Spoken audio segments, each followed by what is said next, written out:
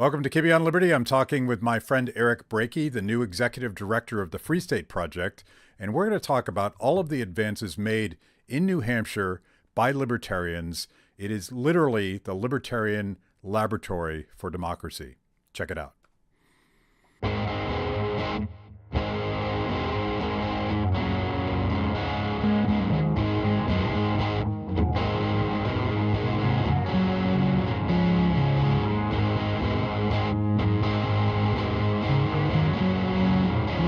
Welcome to Kibbe on Liberty.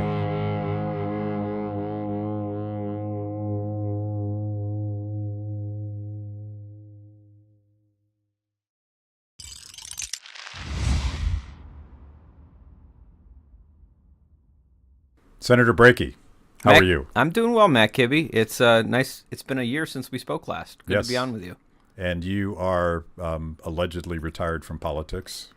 Yeah, allegedly. For now, I don't know. It's still young. It's a young retirement, so there's a long life ahead of me where I could make the mistake again of jumping into politics.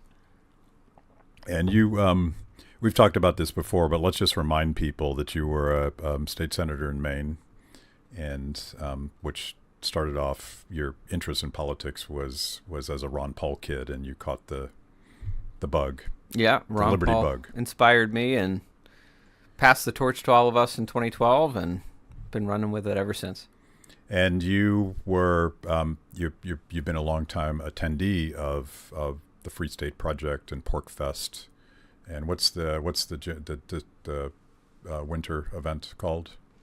So we just had our Porcupine Day, but I think you're thinking of the New Hampshire Liberty Forum, which Yes. which usually we've done in February, but this year we decided to push into April. Okay. So when it's But it'll still be snowing.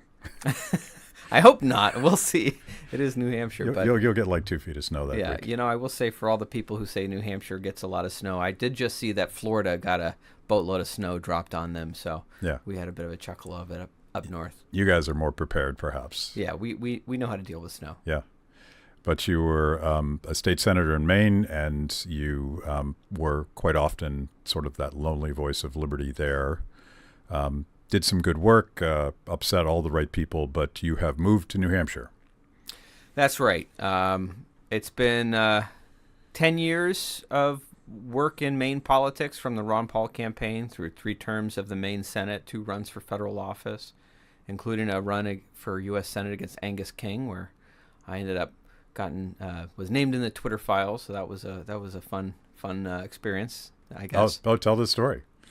I don't know this story. When Matt Kibbe released the Twitter files, he noted that there was this U.S. senator from Maine who apparently sent in a lot of requests to censor critics on the platform that was then called Twitter, and they were all. It was like me and my supporters who were critics of him. I guess it started because on the anniversary of the 9/11 Twin Tower attacks, when I was running against him, he came to a ceremony in my town, my city that I represented, Auburn, Maine, and he was this. So this was in 2020, and he compared the 9/11 Twin Tower attacks to Russian election hacking. He said it was the same kind of attack on America. They used to fly planes into towers, and now with a computer they will hack our elections. And I thought that was a little insensitive, and not just insensitive, but I thought it was dangerous, right? This kind of escalatory, saber rattling, based on a lot of false propaganda, And quite insulting to people that died on 9/11. Yes, yeah, both. And perhaps all of the soldiers and innocents who died in the response to 9/11. Yeah, it was insulting looking backwards and dangerous looking forwards. And so we happened to have someone there who recorded that. We released it to the media. None of the local media would pick it up, but Tucker Carlson picked it up, and so did Breitbart, and it became kind of big on social media and in some of the conservative national media.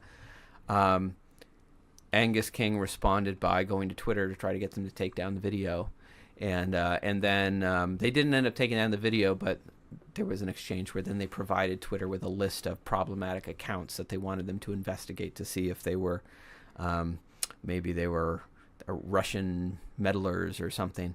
and they were a lot of them were my supporters who were very critical of him, and we thought it was interesting because, well, it was interesting no matter what. But he's also on the U.S. Senate Intelligence Committee, and so it's I don't know.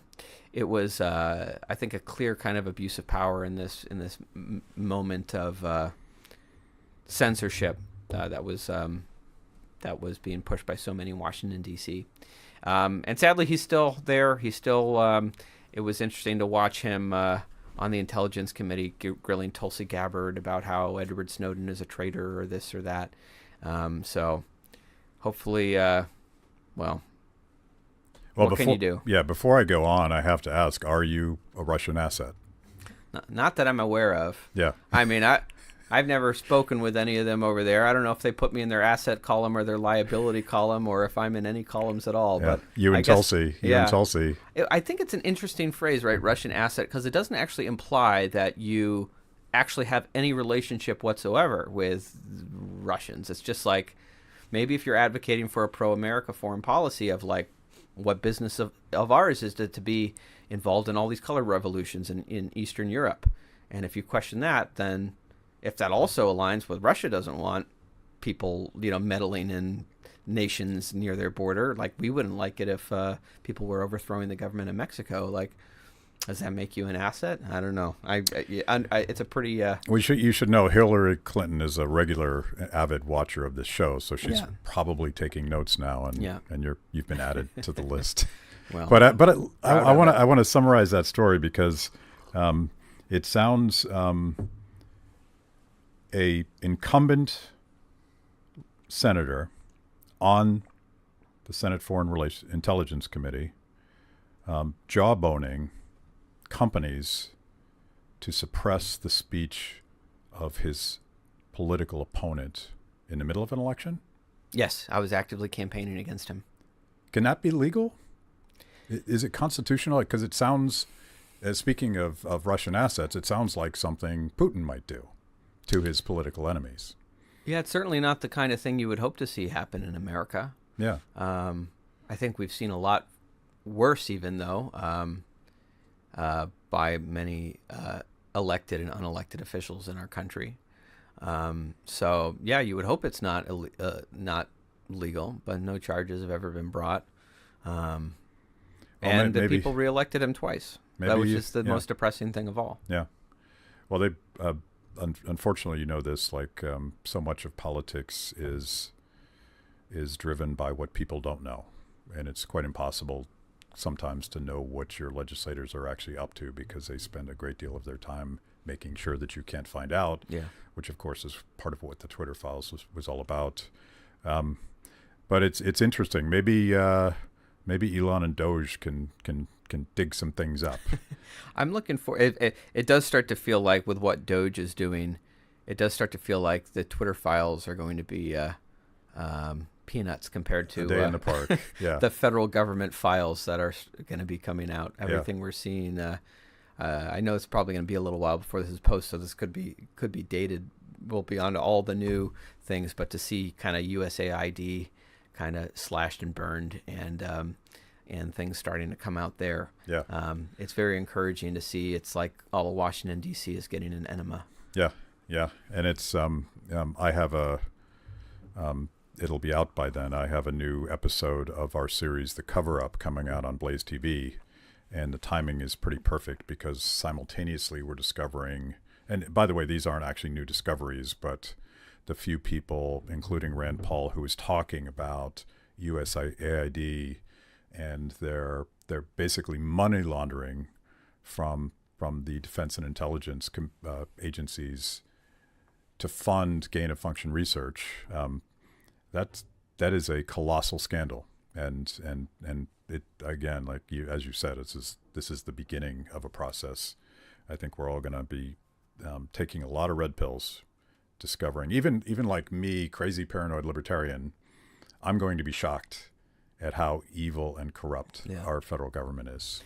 Well, and it's so encouraging because I remember, and certainly, I was a little skeptical. I think many were very skeptical when you first heard about Doge and Elon Musk being put in to lead this commission or whatever we want to call it that didn't actually really exist. People were like, "What is this? Just like an advisory committee? You're going to put together some report and it's going to go to the president or it's going to go to Congress and nothing's going to happen, right?" We've seen, reports on government waste and corruption and all these things before, and it just sits there, and inertia is the rule in Washington, D.C. Nothing ever changes. So this is very different, and it's very exciting. I don't know where it will lead to, but it is. It's nice to see the bad guys worried. I actually read the executive order that creates Doge, and it is a sophisticated and clever and 100% legal reorganization of an existing department that was created by Obamacare, an existing department that had responsibility for the integrity of computer systems and data. So they're basically using something that Barack Obama handed them to gut out waste, fraud, and corruption. And I'm here for it. It's beautiful. Live by the sword, die by the sword. But so we can, and I've been talking to various people about hopeful optimism about Doge, about USAID, the Department of Education, and other things. And by the time this runs, there'll probably be other government efficiency campaigns that we can talk about. But your project is the go bag in case we don't fix Washington, D.C., and we should all be skeptical that we'll ever fix Washington, D.C. You've moved to New Hampshire, and you're now what's your title? Executive Director. Yeah. Of the Free State Project. Yep. Yeah. And your guys' argument from day one is we can't fix Washington, but we can fix New Hampshire. Yeah, and it's nice to see when there are good things happening in Washington, D.C. I think that ultimately it's going to, maybe this is just the cynic in me, but I think ultimately it'll result in marginal improvements at best. Ultimately, the corruption and the power structure is so entrenched in Washington, D.C. that it's hard to imagine that, maybe the stars align and we see some nice changes, but it's hard to imagine what we as individuals or libertarians in organized groups could really do to have much impact on Washington, D.C. overall. I mean, we've succeeded in a few cases over the years, getting a few good people elected to Congress between Rand Paul and Thomas Massey. We had Justin Amash for a while. We've had a few new names and voices who've come in and who've left. I keep Mike Lee on that list too. Yeah, Mike Lee's pretty good. Yeah, I give him a B+. Yeah. Which for a senator is most of them I give, D's and F's. So there's a wide chasm between him and the rest. Right. But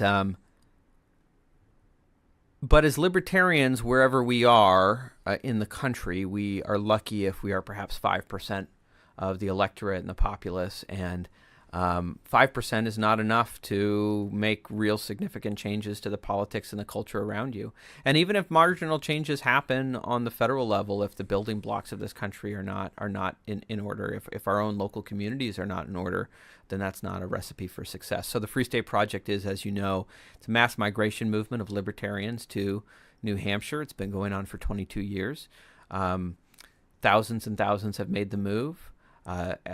And the results over the last generation have been pretty profound. Today, we have 98 Liberty legislators elected.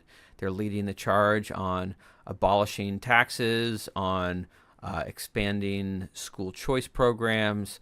Defend the Guard has been a big push that New Hampshire has led the way on, calling our National Guard troops home from wars that haven't been declared by Congress. But not just the politics of the state are transforming in a really nice way. I will note that change happens from the bottom up. We don't have Liberty congressmen or U.S. senators yet, but I imagine that day will come.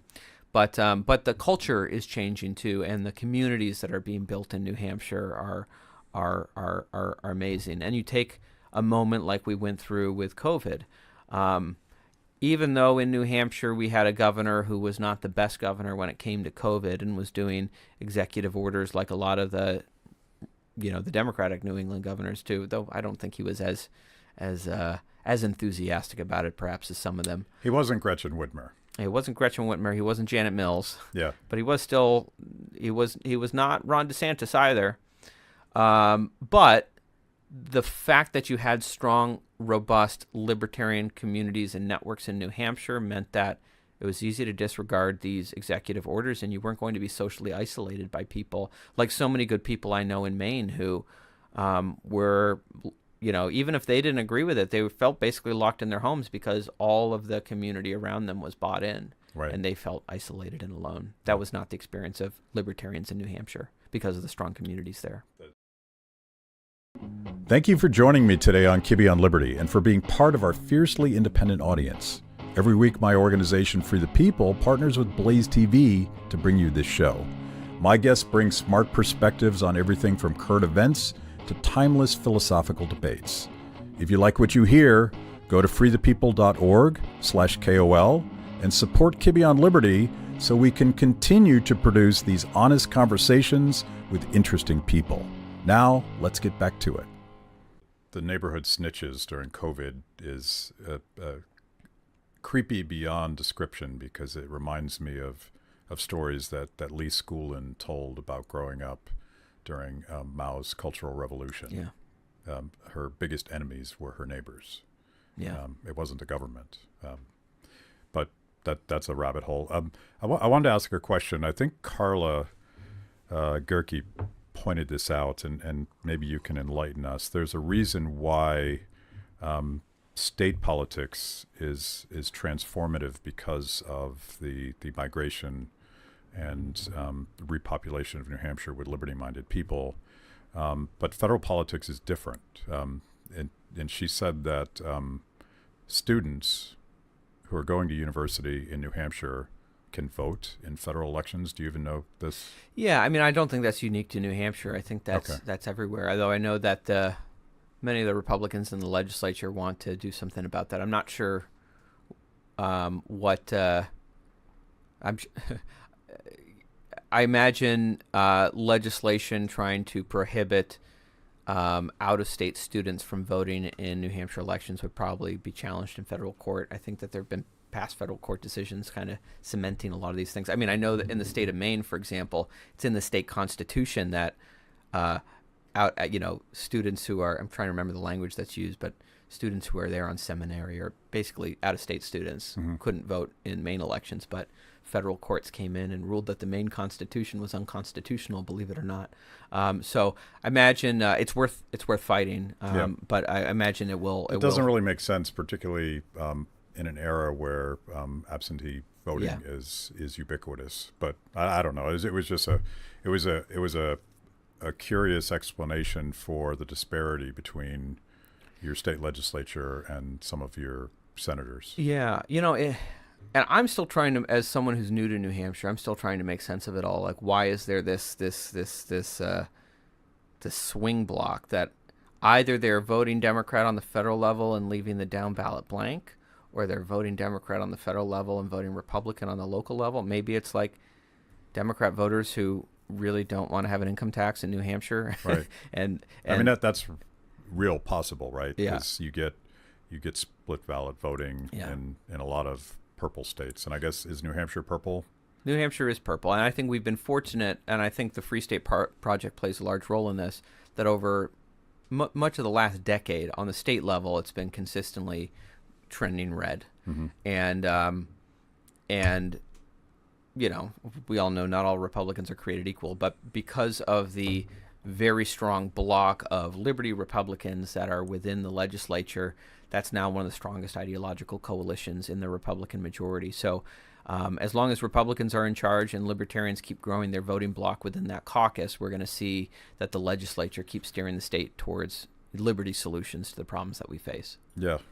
I assume you're fluent in the left's strategy of taking certain states and introducing their most radical ideas, single-payer healthcare in Vermont, and using a state as a laboratory and eventually succeeding in passing their ideological agenda and then exporting it, because once a state is doing it, once it's passed into law, it sort of normalizes it, even if it's a crazy idea. Is that part of the New Hampshire strategy? Yeah, absolutely. Right. We have these 50 laboratories of democracy, but we don't have a libertarian one. New Hampshire is becoming the libertarian laboratory of democracy, where we can look at policies like constitutional carry and school choice, which New Hampshire really did help kind of push, kind of be early adopters of these policies that have now kind of these policies are getting adopted now all across the country. So I certainly think that for every libertarian in America should have a stake in what's happening in New Hampshire, even if you don't, even if you have no intention to move or be a part of what we're doing here, because the opportunity to take libertarian ideas that have lived in white papers for decades and to put them into reality and have a demonstrable, use case for them, that they work, they're effective, school choice works, putting parents in charge rather than bureaucrats in charge of a kid's education results in better outcomes. Once you can demonstrate that, it makes it that much easier for Tennessee and Florida and Texas and all these other states to point to that and take it up and pass it.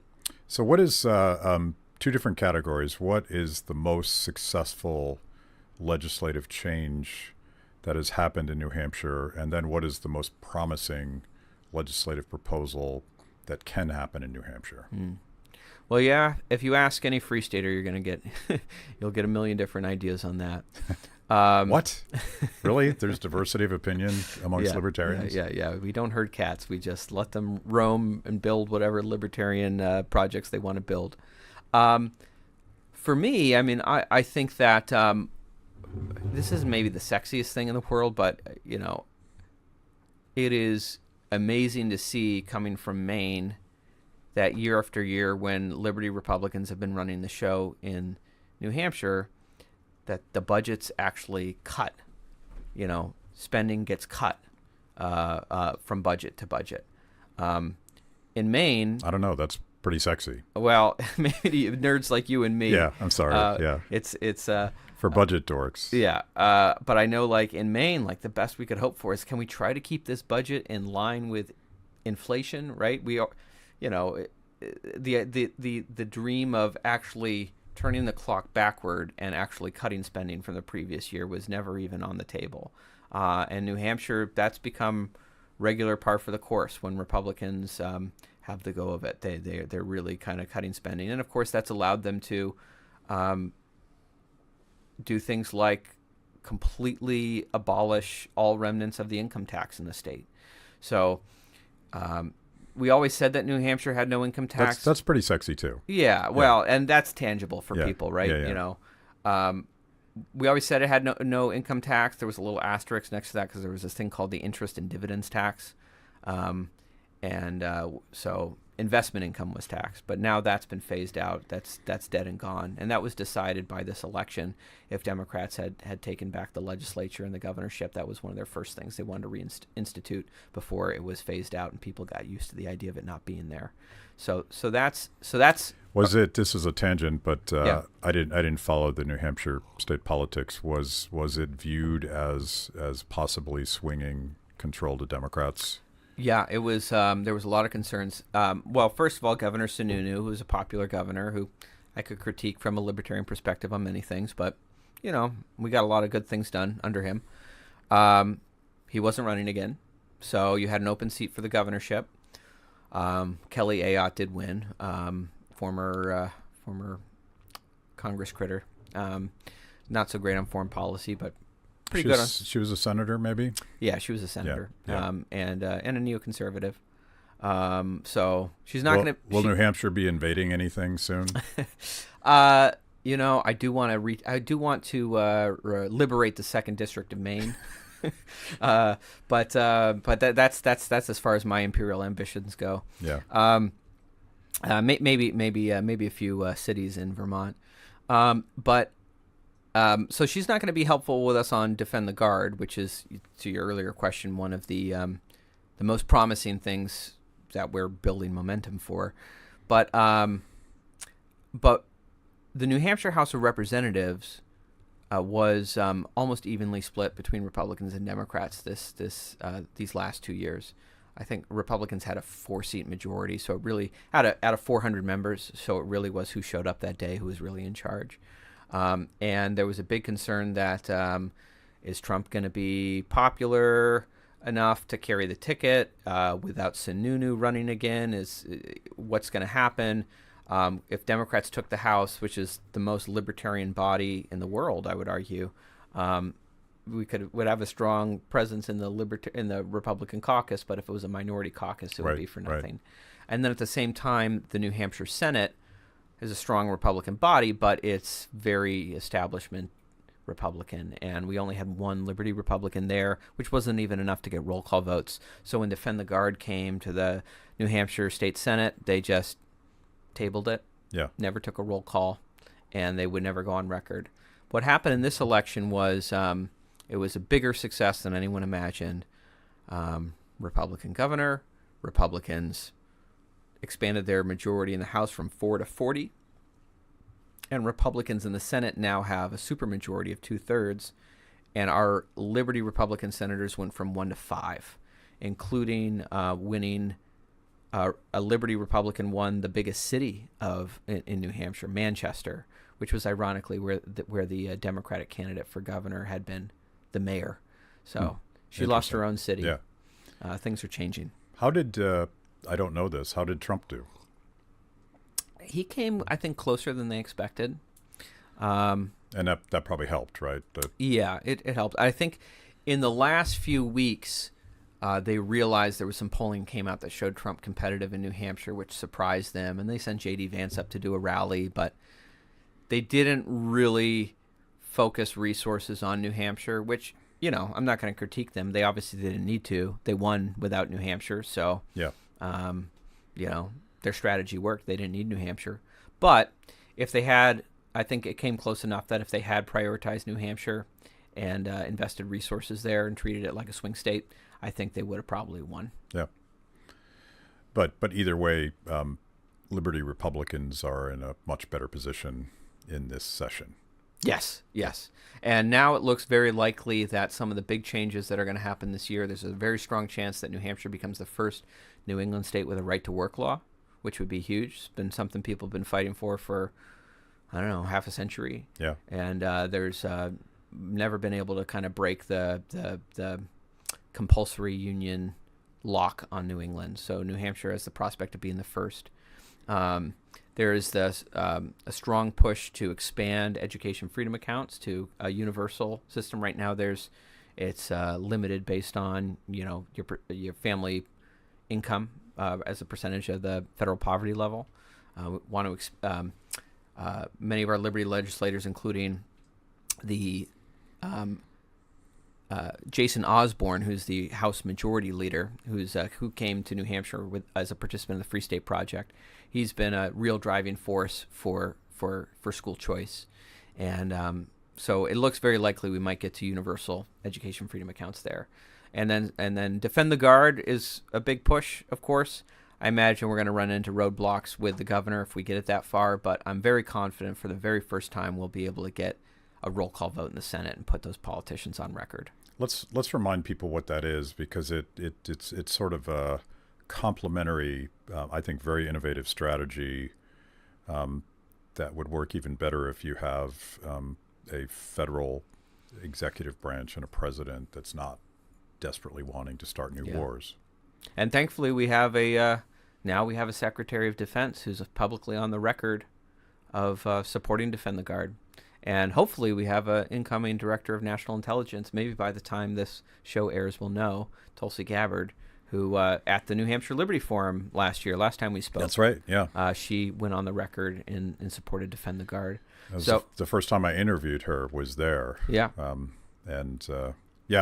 My prediction, and I shouldn't do predictions because you end up looking stupid, but I think that she will win this fight and squeak through. I think Susan Collins coming out and supporting her in the Intelligence Committee was a good sign. Yes. I don't know what's going on behind the scenes to make that happen, but I'm glad that it's happening. I will say I was very disappointed in Ron Wyden for all his talk of being an opponent of mass surveillance all these years, and he came up with some bullshit partisan excuse not to vote for Tulsi.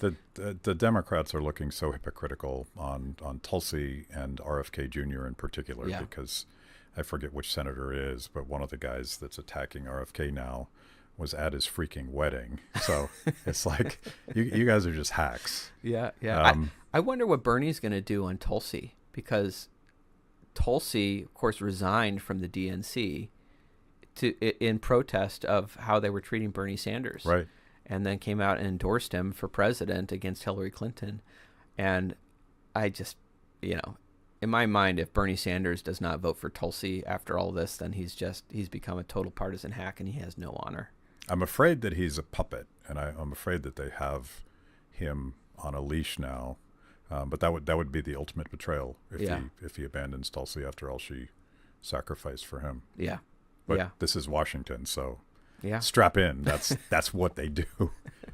Yeah, you wonder what they got on him. But he's certainly, I've seen a lot of people on social media who've realized he's not the man they thought he was. If you made it this far into the show, it means I must be doing something right. Kibbe on Liberty is just one of the amazing products we created for the people. We tell emotionally compelling stories and produce educational videos for the liberty curious. Our award-winning documentaries personalize all things liberty, independence, creativity, hard work, integrity, and perseverance. After the show, check out our work at freethepeople.org. And if you like what you see, donate to support what we do. That's freethepeople.org. Now back to the show. My theory, and this is a theory, I'll go full Joe Rogan and say I don't know anything, but my theory is that his wife's corrupt dealings with that university probably have something to do with the taming of Bernie Sanders.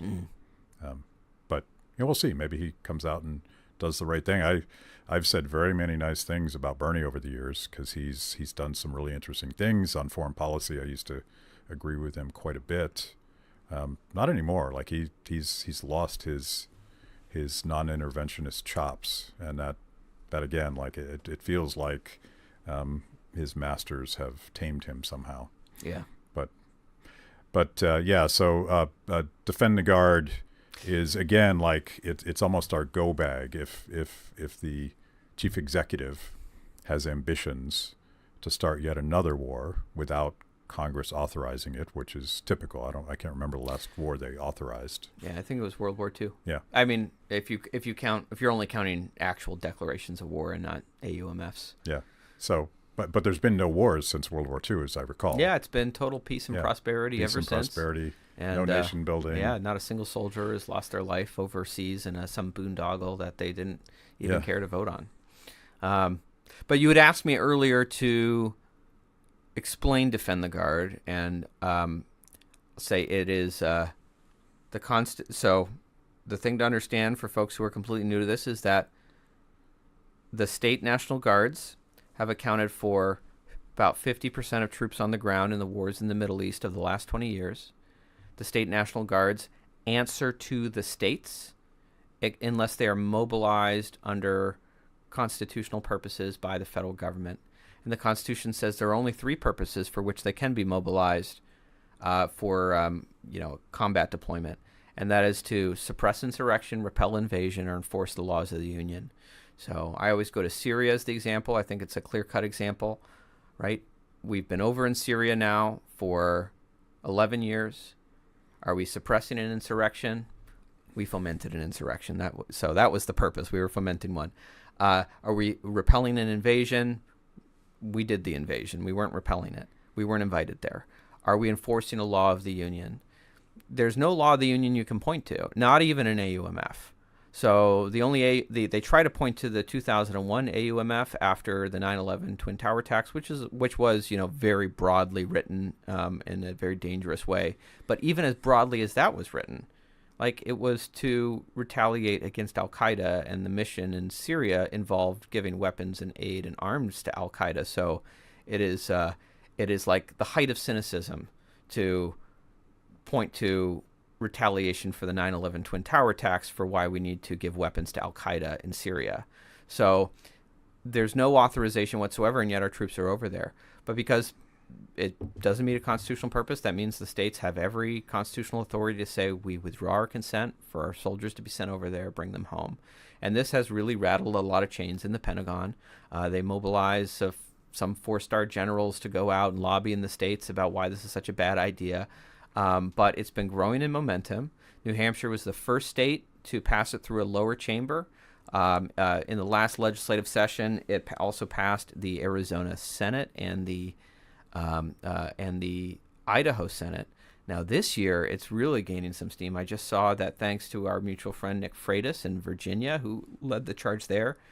I read this. It's so kind of hard to believe. I wonder what the context is, but they say it passed 99-0 in the in the Virginia House of Delegates. Oh, I didn't know that. Yeah, that's what they're saying. Nick's a pretty big guy. He was probably just intimidating them by standing there.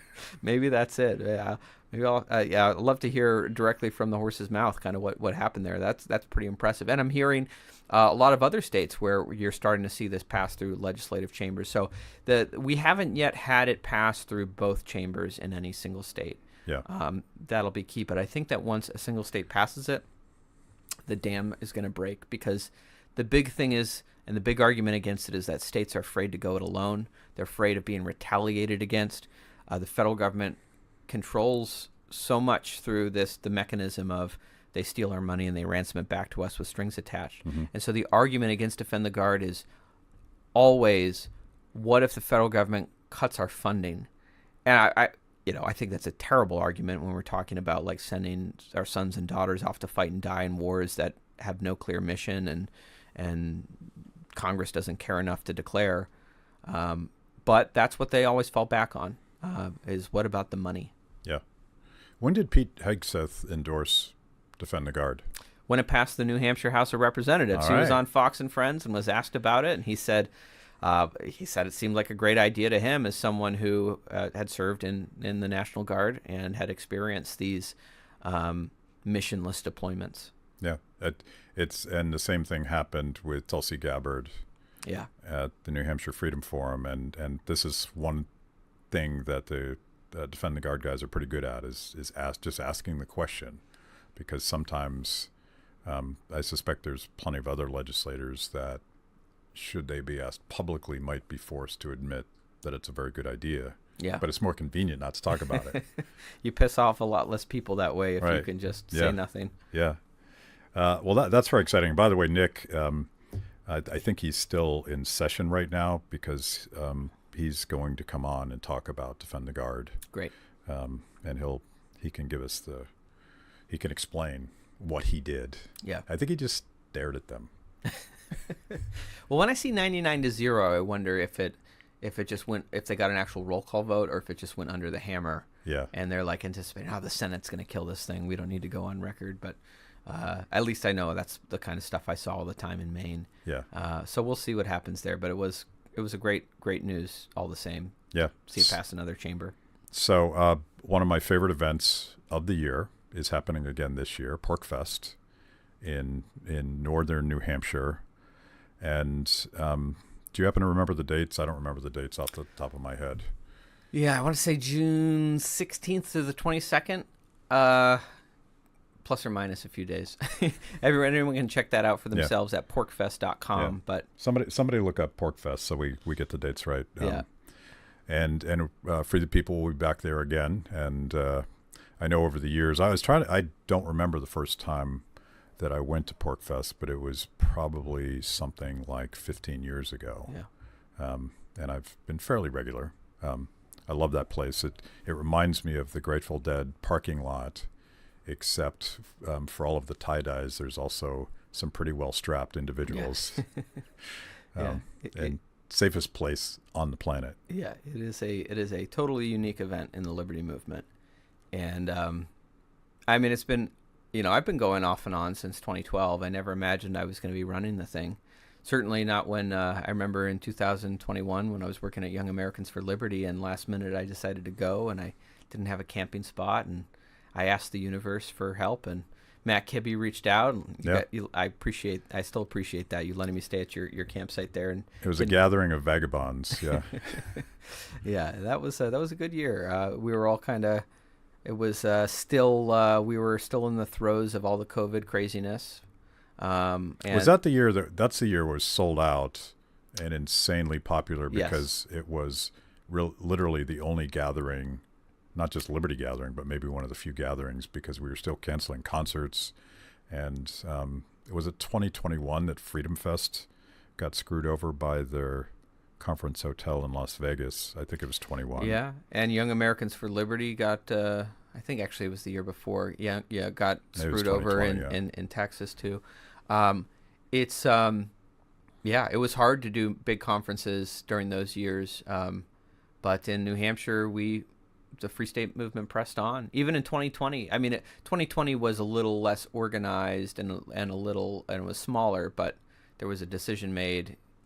We are moving forward. We are doing this, Yeah. and we haven't missed a year in 22 years. And they were right, and almost everybody else was wrong about gatherings. But 2021 was just cool because it felt cathartic there, and it also felt like there was a real sense of community there. The sense of community there is always quite strong, but I think since 2021 it's been more diverse and more strong as a community, and I couldn't recommend for people, particularly if you like to camp, but you don't have to camp. Yeah. But there's nothing else like it. Yeah. If only we could get the surviving members of the Grateful Dead to play there, that would be my ultimate dream come true. Yeah, and we're in the process right now of booking speakers and getting things organized. This year the theme is Taste the Revolution, and we are putting a special emphasis on food freedom. And we are really glad we just came to an agreement with Joel Salatin, who's going to be coming and joining us to kick off the week. I know you know Joel Salatin, but amazing figure in the food freedom movement. I remember seeing him years back at Freedom Fest debating John Mackey about whether vegetarianism or not vegetarianism. He's a big advocate for eating meat, just doing it ethically and avoiding the factory farm system. And he's really built an amazing model to be able to do that. So we're looking forward to having Joel Salatin there. Connor Boyack is coming to Pork Fest. He's the author of the Tuttle Twins series, and also he's very involved in his policy work with the Libertas Institute in Utah. So he's going to be coming. He's going to be giving a main stage talk, but he's also going to be doing a reading of one of the Tuttle Twins books for our Porcupines program. We've been doing a lot in recent years to build up programs for families. Mm-hmm. And this is, one of the things that's really kind of evolved over the decades of Pork Fest is as a lot of the original Pork Fest goers got older and had kids, and now they bring their kids, and so we still have a lot of the traditional Pork Fest content, but we've been developing a lot more for kids of all ages, both the younger kids with, readings of children's books and it's an extremely family-friendly event. Yeah. My favorite was we did a mock legislature last year with the 10 to 17 crowd, and had them. They formed political parties. They submitted a legislation, and they went through the whole process on taking a bill through the whole process to becoming law. I won't say what bill they put forward, but I was impressed. They are very decidedly not fans of Washington, D.C. At Kibbe on Liberty, freedom is a lifestyle 24/7, something you live and breathe and wear every day. If that describes you, you need the very best Liberty swag in the market today, just like this shirt I happen to be wearing. Go to freethepeople.org/KOL and check out our exciting merch. You too can love Liberty and look cool. So I was just hanging out with Joel Salatin fairly recently at something called the Liberty Film Festival in southern Vermont. I'm going to screw up the town, beautiful town, and it's the intersection of Maha and natural foods and Stewardship of the Earth crowd, beautiful community, and also the libertarian community, which has some pretty potent critiques of, starting with any number of pieces of legislation that Thomas Massey has introduced to stop the government from hurting small local family farmers, beef producers, raw milk. I mean, he's got a litany of legislation that tells a very libertarian story about how it is that the government, in collusion with these mega corporate farmers, just screws the little guy and undermines our food in the process. And I think New Hampshire is ripe for that version of the libertarian revolution as well. Yeah, it's there's a very strong and robust. I mean, there's strong and robust communities around so many liberty issues in New Hampshire, but there's a really great food sovereignty movement there as well, and looking forward to getting them involved and one thing fun we're doing this year is we're bringing back an old Pork Fest tradition. We're doing the one pot cook-off, which is basically people can participate by making food dishes to share from their campsite, and it's a great kind of incentive for people to kind of go around, taste different things that people have prepared, get to know their neighbors in this libertarian pop-up village, and vote on what was the best dish. So that's going to be a fun, engaging way to get people involved. I'm reminding myself on camera that I am supposed to connect you with the food sovereignty guys that were there in Vermont, and also the organizer of the film festival, because I think you guys should be collaborating. And this, I wish I could remember the name of the time, but just look it up, Liberty Film Festival, and it's right on the New Hampshire border, and you guys should be working together. Awesome. I'd love to connect. All right. So food freedom. And by the way, Connor Boyack, I hope he does his real world conspiracies, Tuttle Twins, my favorite in the series, and it'll red pill the hell out of you, because you're going to discover it talks about things like Operation Mockingbird, where the CIA was buying Hollywood stars. Tell me if this sounds familiar. The CIA, or maybe the USAID, was buying news outlets and reporters and Hollywood stars to dictate and amplify their preferred message about what Americans should be allowed to hear. Does that sound familiar? Or is it just a wild conspiracy? Well, what's funny about it and in this book is that, well, thanks to the church committee and documents that were uncovered, we now know that that's precisely what they were doing. And they supposedly stopped. So I wonder what that program's called now. I don't know. I'm sure they're not doing anything improper or wrong. They said they wouldn't. Yeah. They seem like good people, trustworthy people. Yeah. Transparent. All of these agencies. You should ask your senator, Angus King, your former senator. Yeah, he's not my senator anymore. Now I've got 2 new U.S. senators to complain about. Everybody does. Yeah.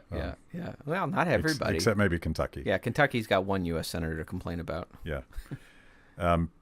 So anything else about PorkFest?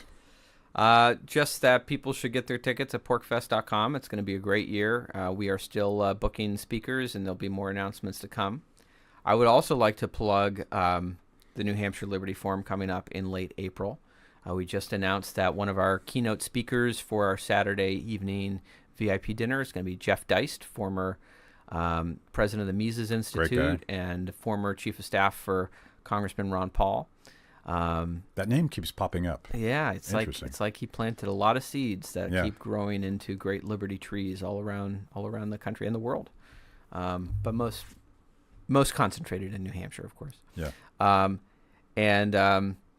We're actually doing something really something new that we're adding to Liberty Forum this year, which is we've asked people out in the liberty world to identify challenges that we face on the road to emerging free societies and to propose potential solutions to those challenges. And they're writing a paper, and they're going to come present it, and there's going to be a following brainstorming session with participants to kind of, how do we improve this solution? Is this is a viable solution? What more could we do here? And so we've got a real range of interesting presentations that are going to happen, ranging from the head of the Greater Idaho movement, is going to be coming to join us. This is a movement of folks in eastern Oregon who are trying to break away and join Idaho as a way to get away from the progressive government that doesn't represent them. And so that's intriguing, especially as I think about how the 2nd District of Maine should break away and join New Hampshire. Two, we have someone who submitted a paper on how do you overcome challenges with dating in a libertarian society and trying to build, good, strong families to a whole host of things that we're going to be looking forward to, kind of this new series of events. Libertarian dating advice. Yeah, and this one is being led by a woman, so it's not a libertarian male autist. So all of our awkward men should definitely go to that. They could learn a few things. A few things. That'll be helpful. Yeah. I'll try to get that on my schedule. I had to see because I went last year and it was a fantastic event, and that particular thing, like policy proposals that become workshops where you tap into the distributed skills of the crowd, it reminds me of other things I've done like that. It's a very productive process. Yeah, that's an experiment for us. I'm very excited, and there's a lot of excitement around it, and we've got a lot of great proposals that came in. So we're looking forward to that, and we are going to, for those who've been to Liberty Forum in the past, we are still doing our kind of traditional main stage Liberty Forum, content. You'll see the speeches and panels that you may have seen in the past, but we are focusing on areas of kind of where we've seen advancements around, liberty for real advancements in recent years. So I'm sure we're going to have a great conversation on cryptocurrencies and defend the guard and a lot of topics we're putting together as we speak. The crypto conversation will finally answer the question is, do libertarians just argue or do sometimes they cooperate too? Well, we argue a lot, but at the same time, I don't know. I mean, for all the arguing that's going on, people really have built some very impressive parallel infrastructure to challenge the Federal Reserve. Yeah. And so much of it was, early adopters in New Hampshire. Yeah, I joke because the Free State Project sort of stands out as proof that free people can in fact cooperate and not just argue about the best shitcoin to buy. It's easy to argue when all you have is digital communication with people, right? If all you are is on Twitter, right? It's easy to just argue. It's a medium for arguing, but the value of the Free State Project is getting all these people in the same physical space, and I think that's where the best collaborations emerge. Cool. So shameless promotion. Tell us where we find you, Free State, any of these things that you've talked about. Just remind people. Yeah, so you can follow me and the Free State Project on X. That's where I think we're most prolific. So that is, for me, it's at Senator Brakey. For the Free State Project, it's at Free State NH. And go to the Free State Project website, fsp.org. There you can sign up for our newsletter. We have a great newsletter. If you're not getting it, you're missing out. And you can also learn about our events, both the Porcupine Freedom Festival, the New Hampshire Liberty Forum, and in reality, there are liberty events taking place almost every single day in New Hampshire, from cryptocurrency meetups to rucking groups to knit and bitch sessions to whatever your interest is. There's a liberty group for that, and you can see that on our liberty calendar, and you could come and plan your own customized porcupine vacation. Come to New Hampshire for a week and experience what it's really like living in the Free State. Cool. Free the People will be at PorcFest this year. We don't know what it is yet, but we're going to organize a number of happy hours and community events at our space. Terry and I are going to be talking about something on the main stage. She's probably going to be girl-splaining to me how the world really works, and people should definitely see that. So we'll be there. Glad to have you back. Thanks, Eric. This is cool. Thanks for watching. If you liked the conversation, make sure to like the video, subscribe, and also ring the bell for notifications. And if you want to know more about Free the People, go to freethepeople.org.